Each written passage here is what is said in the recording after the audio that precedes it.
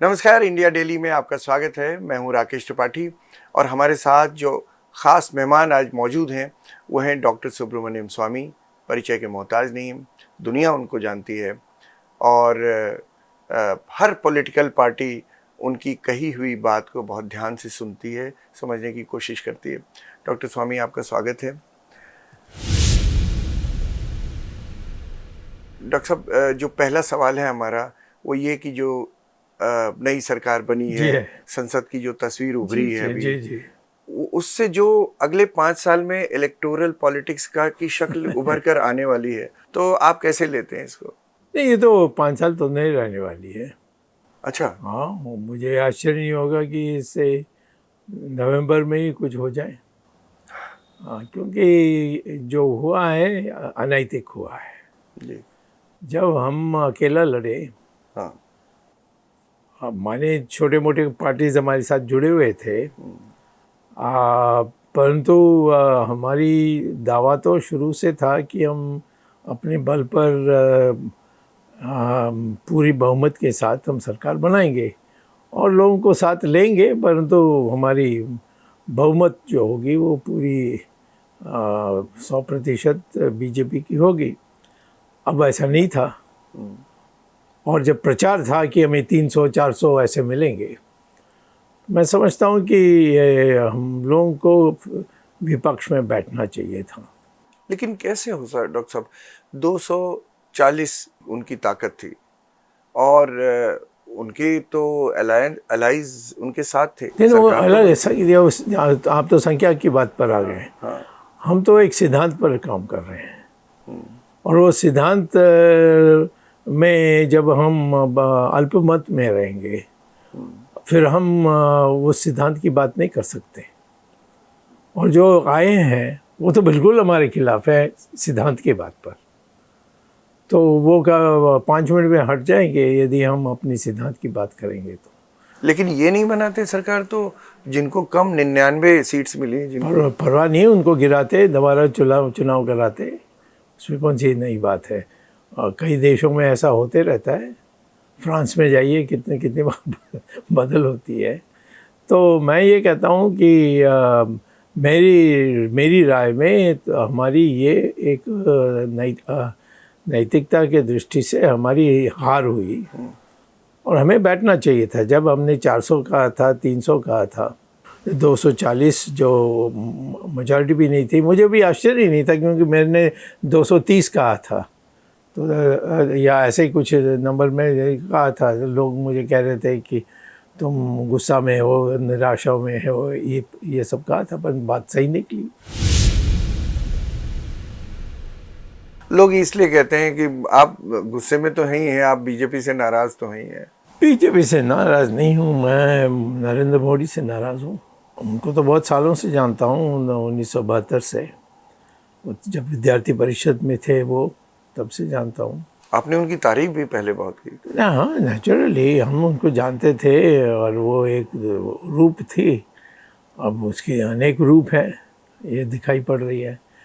तो नेचुरली उनकी हम आज दुखी इस बात से हैं कि जो भी हमने कहा कि वो करेंगे और उन्होंने मुझसे कहा था वो करेंगे, नहीं किया। उन्होंने क्या क्या वादा किया था जो नहीं किया? हमने कहा कि यूनिफॉर्म सिविल कोड लाएंगे, लाए नहीं।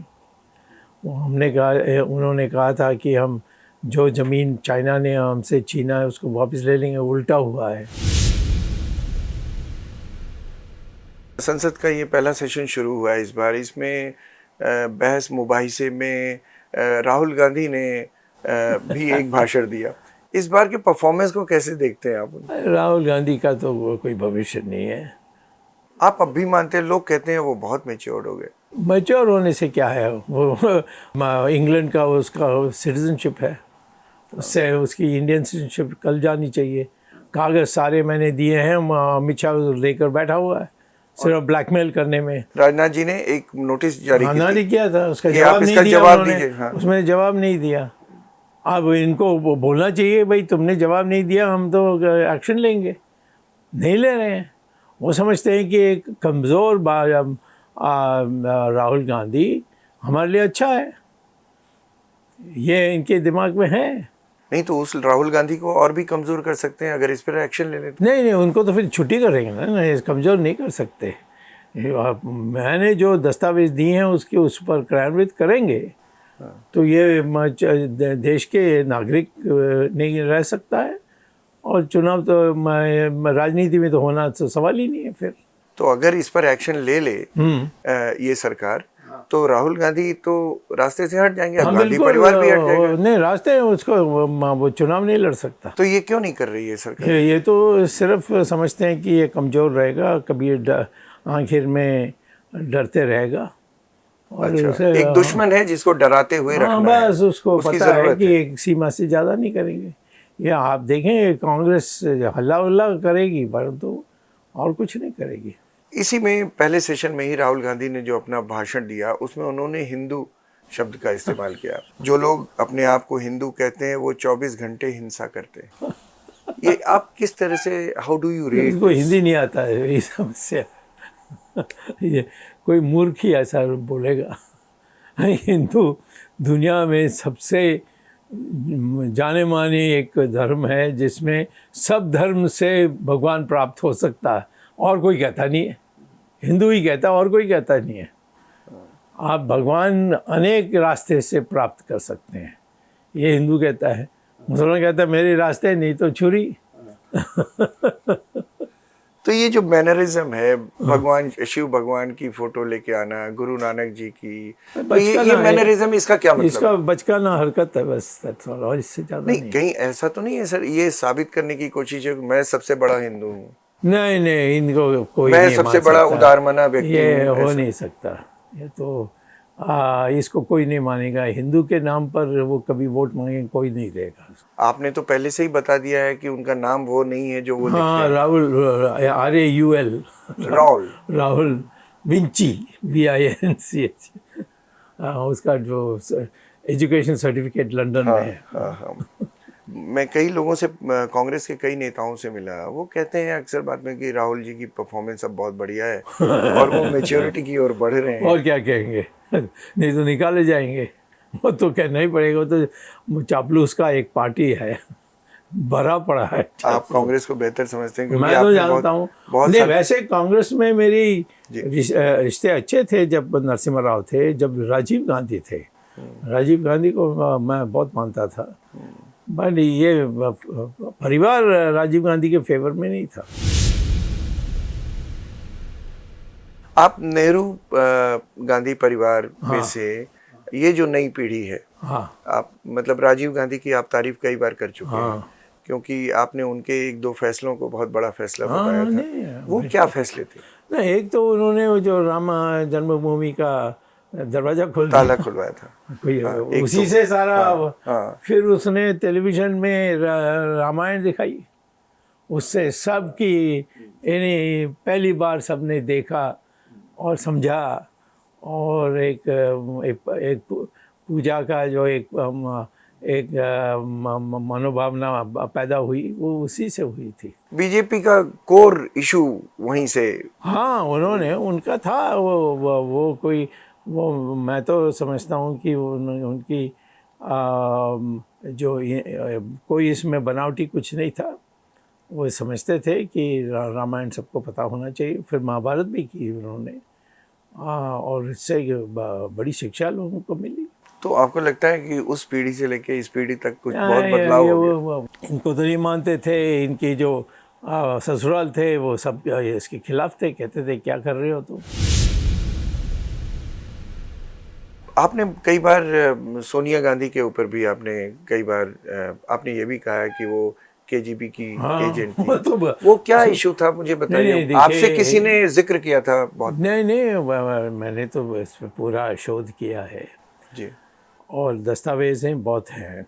इनके पिताजी के बारे में मुझे पहले पता लगा। सोनिया जी के पिताजी?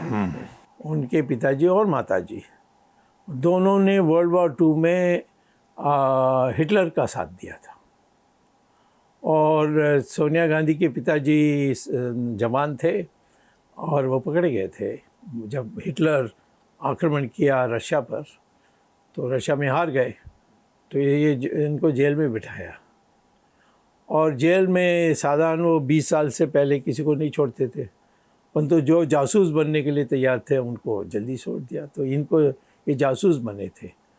तो इनकी रिश्ता रशिया से तब से हुई जब इसके पिताजी केजीबी के लिए काम करने लगे। फिर इनको ये तो 5वीं क्लास भी नहीं पास की, इसको फिर लंदन में भेज दिया वेट्रेस का काम करने के लिए। वहाँ से राजीव गांधी पकड़ में आए और ये आ गए हमारे देश। आपने कहा पकड़ में आए, और क्या, मतलब ये पहले से प्लान कोई थे? हाँ बिल्कुल, 100% होना हुआ होगा। और जब इंदिरा गांधी को पता लगा, वो बहुत बिगड़ी थी, परंतु टीएन कॉल ये सारे जो केजीबी के पक्ष में होने वाले ऑफिसर्स थे, उन्होंने कहा कि आप इसका विरोध नहीं कर सकते, इनके पिताजी केजीबी के साथ हैं, और ये सब कहकर उसको ठंडा किया था Indira Gandhi. How do you rate Mrs Gandhi as a leader? डरपोक थी। अच्छा। और कमज़ोर लोगों को तो पीटती थी। लेकिन हमारी पीढ़ियों ने तो जो देखा है 1971 का, यार तुम्हारे तो भारत पाक कुछ भी लिख देंगे। आपने मिसेस गांधी की बात की। मिसेस गांधी की तारीफ लोग इसलिए करते हैं कि 1971 की लड़ाई जीती और एक मुल्क को 2 हिस्सों में बांटा और उसको कमज़ोर किया। आप किस तरह से लेते हैं इसको? वो तो नहीं चाहती थी, और आखिर वक्त में उसने मानिक शाह को कहा था कि बांग्लादेश को अलग नहीं करना है, क्योंकि रूस, सोवियत यूनियन उसको कहते थे उस समय, सोवियत यूनियन जो इतनी बड़ी देश थी, जो हथियार देती थी हमें, और इंदिरा गांधी, जवाहरलाल नेहरू सब उनसे लिप्त थे, यानी उनसे संबंध थे। केजीबी ये सारी के बड़ी प्रभाव हमारे देश में होती थी उन्हें। तो रशिया के मदद से हमने अमेरिका को दिखाने के लिए, रशिया ने हमें कहा कि हाँ आप आक्रमण करिए, परंतु जब हम ढाका को लेने वाले थे, जो राजधानी है आजकल की राजधानी यानी बांग्लादेश की, तो तब रशिया ने कहा नहीं, आप आगे नहीं बढ़ सकते। और इंदिरा गांधी ने मानिक शाह से कहा था कि बोलो वहाँ जो जनरल है आगे ना बढ़े। वो एक यहूदी था हमारी, कई यहूदी पुराने ज़माने में 300 साल 200 साल पहले यहाँ आए थे, जब उनकी मारकाट होती थी। वो हमारी सेना में थे। तो जनरल जेकब उसका नाम था, उस जनरल जेकब इंचार्ज थे। तो उनको मानिक शाह ने ये टेली प्रिंटर से भेजा कि अब आगे मत बढ़ो, बांग्लादेश का इन्हें ढाका को नहीं लेना है। तब उसने सुना नहीं, और वो जाकर ढाका को ले लिया। वो जो वहाँ जब था, उसका नाम भूल गया, जनरल न्याजी। हाँ, डर गया। तो इसने ढाका को ले लिया। फिर इसकी कोर्ट मार्शल हुई थी गुप्त रूप से जनरल जेकब। हाँ, जनरल जेकब की। तो वह कहा था कि मानिक शाह ने साक्षी दी कि मैंने टेलीप्रिंटर में भेजा इनको कि मत करो, मत जाओ, और फिर उसकी विपरीत गए। तो उन्होंने एक ही सफाई दी, वहाँ तो बिजली ही नहीं था, तो मुझे तो कुछ मिला नहीं, तो उसमें बच गए। पर लेकिन बाद में उसको मिलिट्री से निकाल दिया था। जो अभय मुद्रा राहुल गांधी ने बड़ी दिखाई है इस बार, फोटो दिखा के, हाँ? कि गुरु नानक जी की अभय मुद्रा, और ये हिंदू है, पहले उसको बोलो। हाँ, तो मैं वही कह रहा था कि क्या ये कोशिश नहीं है कि हम सबसे ज़्यादा हिंदू हैं? जो हिंदुत्व का जो लहर चली और राम मंदिर का हुआ, इनमें तो कोई मोदी तो कहीं नहीं था उसमें, ना वाजपेयी था, वाजपेयी तो खिलाफ था। अडवाणी तो सिर्फ रथ यात्रा लेके घूमते थे, परंतु सिद्धांत के रूप में अशोक सिंघल थे, मैं था, 3-4 लोग थे जिन्होंने सिद्धांत के रूप मैं भाई सुप्रीम कोर्ट में जाकर के जीत कर दिया ना कि हाँ बिल्कुल। संपूर्ण रूप से ये हिंदुओं का है। इस पहले तो ये इलाहाबाद हाई कोर्ट में तो उसको टुकड़ा टुकड़ा बना करके दिया कि तुम 25% अब ले तो लो। राम मंदिर बन गया है, आप बन खुश गया। हैं? आप खुश हैं? हाँ, मैं नहीं, राम मंदिर बन गया वो उसमें खुश हैं, बट ये जाकर वहाँ प्राण प्रतिष्ठा में बैठने लगा, ये सब का मैंने विरोध किया, वो आखिर में हुआ नहीं। आखिर मंदिर बन गया, जो उनके आर्टिकल 370 के बारे में था वो भी खत्म कर दिया उन्होंने।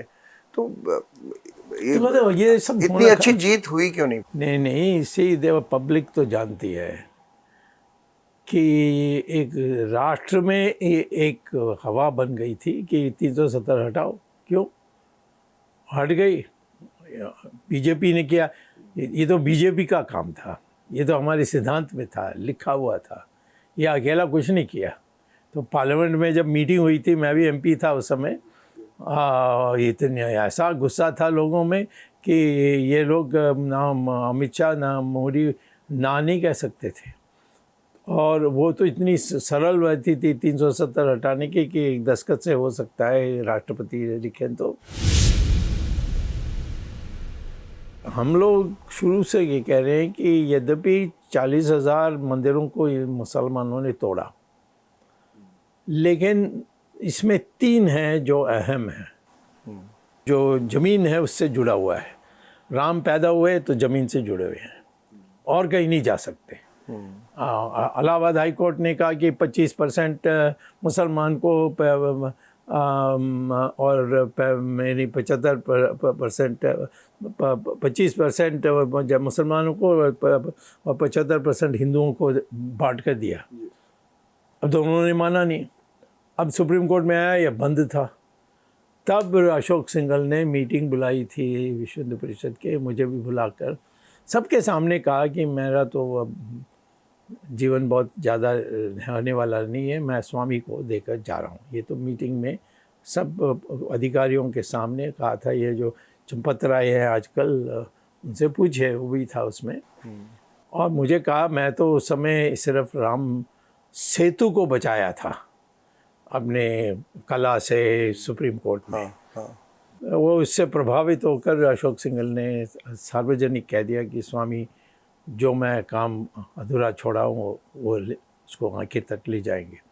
तो मैं फिर एक नई बात निकाली जो किसी और ने नहीं निकाली, कि मेरा मूलभूत अधिकार है कि जहाँ राम पैदा हुए मेरी आस्था के अनुसार, मुझे कोई यानी प्रूफ दो, ये दो, तर्क और प्रूफ की जरूरत नहीं। मेरी आस्था है कि राम वहाँ पैदा हुए, और साधा 100,000 सालों से मंदिर वहाँ थी।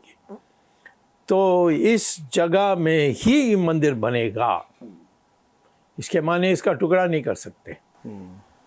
तो ऐसे 3 जगह हैं दुनिया देश में, एक ये, दूसरा मथुरा कृष्ण जन्मभूमि, और तीसरा है काशी विश्वनाथ। 40,000 मंदिरों को तोड़ा मुसलमानों ने, पर ये 3 जो हैं हम कहीं और नहीं बना सकते। तो इसलिए मैं मुसलमानों को कहता हूँ ये तो बनना ही है, और तुम अपना शर्म को कम करके मान लो। तो इन्होंने, मुसलमानों ने तो मान लिया कि अच्छा कोर्ट में कह देगा तो हम मान लेंगे, मान लिया। अब ये दोनों को हमें करना है। हिंदू मुस्लिम को लेकर अभी हाल ही में इलाहाबाद हाई कोर्ट का 2 दिन पहले एक उनका ऑब्जर्वेशन है। ऑब्जर्वेशन ये है कि अगर इसी तरह जनसंख्या बढ़ती रही, डेमोग्राफी बदलती रही, तो जो बहुसंख्यक है वो अल्पसंख्यक हो जाए। वो जज ने किस आधार पर ये कहा मैं नहीं जानता, परंतु मैं कहता हूँ कि बात तो सही है, तथ्य तो सही है कि मुसलमानों की जो संख्या है बढ़ रही है। लेकिन क्यों बढ़ रही है? वो ज़्यादा गरीब है, और हमारे देश में गरीब हिंदुओं की, अमीर हिंदू, मध्य वर्ग हिंदू से ज़्यादा बच्चे पैदा करते हैं, क्योंकि उन बच्चों को फिर वो नौकरी में लगा देते हैं, पढ़ाई कुछ नहीं करते या बहुत कम करते हैं। तो मुसलमान की जो संख्या है वो मुसलमान को पीट कर नहीं कर सकते आप। मुसलमान की जो दयनीय स्थिति है आर्थिक दृष्टि, उसको सुधारना चाहिए। और मैं कहता हूँ कि मैं कई मुसलमानों को जानता हूँ जो अच्छे अच्छे जगह में हैं, IAFS हैं, IAS हैं, उनका भी 2 ही बच्चे हैं या 3, बट 5-6 जो हैं, ये जो गरीब हैं, बहुत गरीब, उन्हीं का होता है। तो मुसलमान की जानबूझकर बच्चे पैदा कर रहे हैं ये मैं नहीं मानता। अभी हमने अभय की बात की थी, अभय मुद्रा की। हाँ। और मुझे ध्यान आता है कि एक अभय के गवाह आप भी हैं। अमिताभ बच्चन इस देश के सुपरस्टार हैं और उनको अभय दिलवाया आपने। बोफोर्स में तो निश्चित तौर पर रिश्वत तो ली गई, और रिश्वत सोनिया के जो साड़ू थे, दैट इज बहन की पति, उसको साड़ू कहते हैं, जीजा कहते हैं। हाँ, जीजा, हाँ, वो ले गए सब।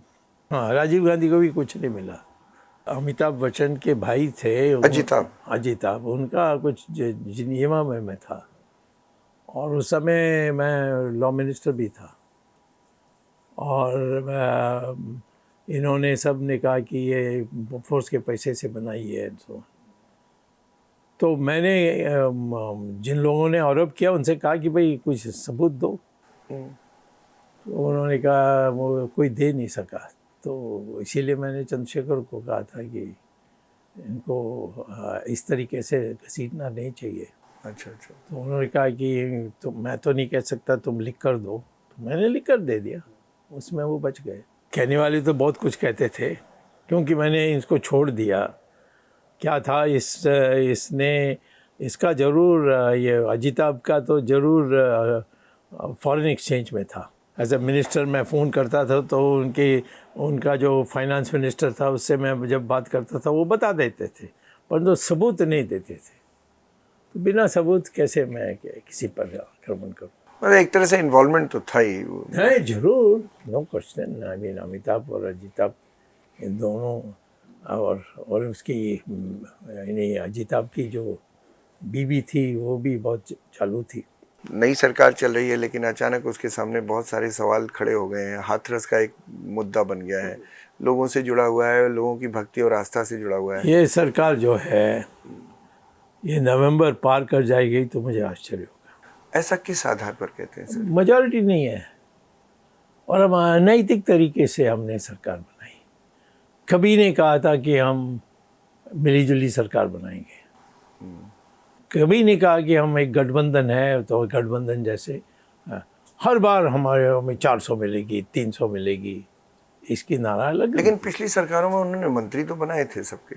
वो अलग बात है, वो तो हम दान दे रहे थे उनको। अच्छा, आपका कहने का मतलब जब दान दे, हाँ, तो उस समय आपकी हैसियत कुछ और होती है। हाँ, और नेचुरली यहाँ तो ये कल चले जाएंगे तो तुम्हारी सरकार गिर जाएगी, कोलिशन की सरकार। तो काई को, यानी मैं समझता हूँ कि इतनी बड़ी पार्टी विपक्ष में बैठने में क्या प्रॉब्लम है।